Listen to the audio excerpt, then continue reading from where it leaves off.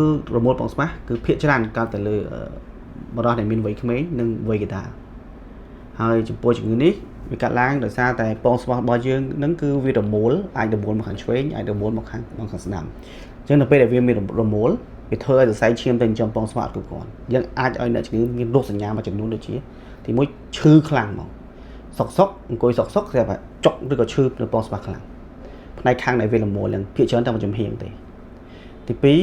យើងសង្កេតមើលថាបងស្មាស់មួយចំហៀងដែលខាងរមូលហ្នឹងគឺវាខ្ពស់ជាងមានន័យថាមួយនៅក្រោមទៅអាខាងរមូលគឺវានៅផ្នែកខាងលើហើយទូទៅបងស្មាស់របស់យើងគឺវារាងប្រឈរតែដល់ពេលវារមូលយើងឃើញវារាងផ្ដេកអាចហើមឃើញទៅរាងហើមធំជាងមុនអាចផ្លាស់ប្ដូរពណ៌នៅលើថង់បងស្មាស់នឹងមានរោគសញ្ញាមួយចំនួនទៀតដូចជាការឈឺពោះឬក៏ក្អួតចង្អោរផងដែរបើសិនជាបងប្អូនមានរោគសញ្ញាទាំងអស់នេះហើយសង្ស័យថាមានជំងឺរមូលបងស្មាស់សូមបងប្អូនទៅមន្ទីរពេទ្យឲ្យបានដែលទៅចិត្តលោកអ្នកបំផុតឲ្យបានមុន4ម៉ោងករណីបងប្អូនទុកកាន់តែយូរបងប្អូនមិនអាចរក្សាបងស្មាស់ដែលរមូលនឹងបានទេករណីខ្លះអាចត្រូវកាត់ចេញទៀតផងសូមអរគុណ